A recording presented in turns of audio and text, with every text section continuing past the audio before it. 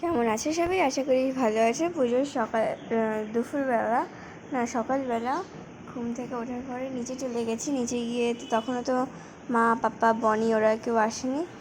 তো আমি বসেছিলাম। তো নিচে প্যান্ডেল তোমাদের দেখাচ্ছিলাম। তারপর আমি দেখছিলাম গজুদের বাড়িতে গেছিলাম। তখন ভিডিও করা হয়নি, কেন কি ফোনে ততটাও চার্জ ছিল না। তো সারাদিন কোনো কাজ করিনি, আমি তো শুয়ে বসেই ছিলাম। তো আমাদের দিদুন বাড়ির সামনে একটা স্কুল হয়, খালি পায়ে সারা জায়গা ঘুরে বেড়াচ্ছিলাম। তো এখন যাচ্ছি ওপরে গিয়ে একটু চা খাবো, কারণ আমি তো উপোস ছিলাম না। এবার দিদুন চা বানিয়ে রেখেছে, নিজে নিয়ে খেতে হবে। চলো নিজে নিয়েই খেয়ে নিই।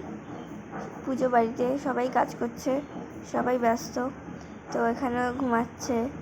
তো তারপরে আর পরে ভিডিও করা হয়নি। তো রেডি হয়ে আমি আর বনি পাখার নিচে বসে কফি খাচ্ছিলাম। তো ওকেও বললাম একটু হাই কর, তো হাই করলো। এই যে 2টো কফি খেয়েছি। চুল আমি ছেড়েই রেখেছিলাম, কিন্তু অতিরিক্ত গরমে তখন চুল বেঁধে রেখেছিলাম। এটা হচ্ছে আমার মায়ের দিদুন, মানে বড়ো মা। তখনও দিদুন রেডি হয়নি, আমরা রেডি হয়ে নিচে চলে এসেছিলাম। আর বনি মেন্টাল আমাকে ফটো তুলে দিচ্ছিল।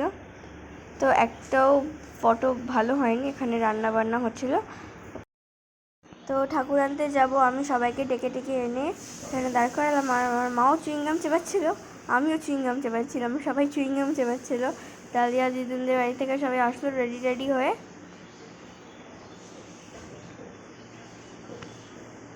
এই যে ওখানে বাজনা বাজানো হচ্ছে। এখানে রেকর্ড দিয়েছি, কেন কি আগের ভিডিওটা যেটা দিয়েছি ওখানে রেকর্ডিং করিনি, তাহলে দিয়েছি।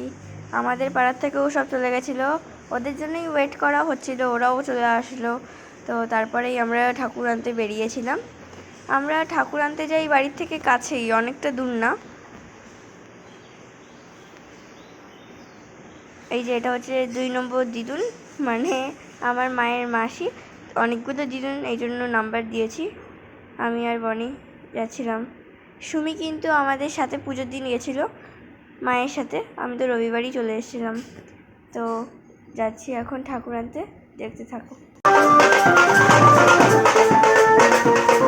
একটা মজার কথা বলি, তো দেখতে পাচ্ছ মা ভিডিও করছে। আমাদের যেহেতু 2টো ফোন, আমিও ভিডিও করছিলাম, মাও কিন্তু ভিডিও করছিল।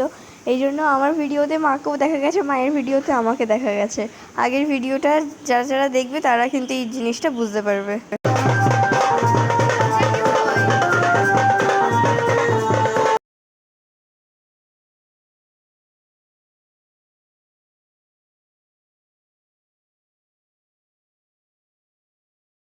মাতৃদিবস উপলক্ষে আমি আমার দিদুনকে এই শাড়িটা দিয়েছিলাম।